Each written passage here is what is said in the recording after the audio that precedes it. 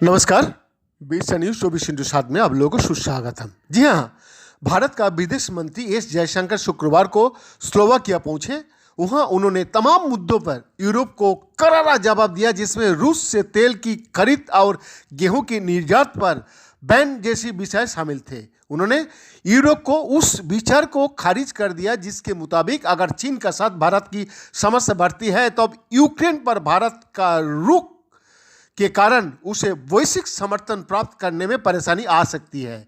जयशंकर ने कहा कि भारत का चीन के साथ रिश्ते असहज है, लेकिन हम इनके प्रबंधन में पूरी तरह सक्षम है। यूरोप को लतारे लगा विदेश मंत्री भारत के पहले प्रधानमंत्री पंडित जवाहरलाल नेहरू को नक्श कदम पर चलते नजर आए। राजधानी ब्रातिस्लावा में एक सम्मेलन में संबोधित करते हुए जयशंकर का लहजा बेहद सख्त था।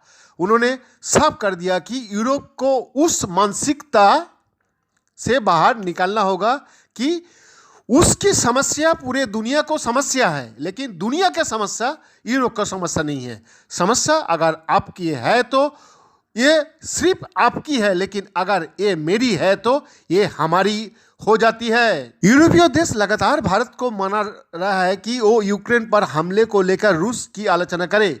यूरोप का तर्क है भविष्य में भारत को चीन जैसे चुनौती का सामना करना पड़े, जिसमें और जिसके लिए उसे वैश्विक समर्थन चाहिए होगा। जयशंकर के पास इस तर्क का भी जवाब था। उन्होंने कहा, मैं एक संघर्ष में शामिल हो जाऊं क्योंकि इससे मुझे दूसरे संघर्ष में मदद मिलेगी। इस प्रकार से दुनिया नहीं चलती है।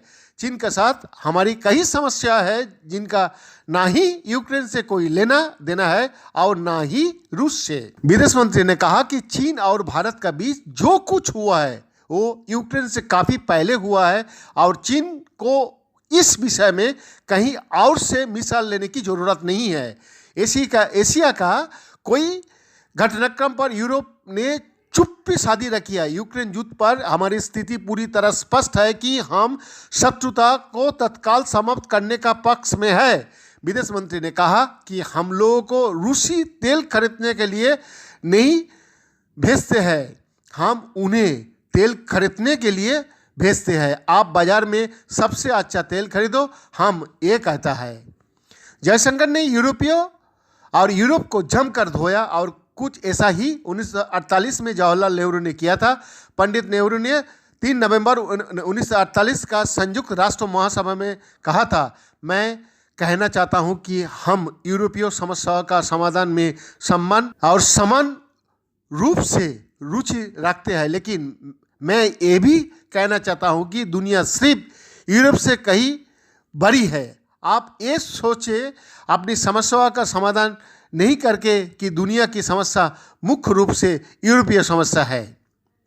बैद्यनाथ दास का रिपोर्ट, 20 न्यूज 24/7।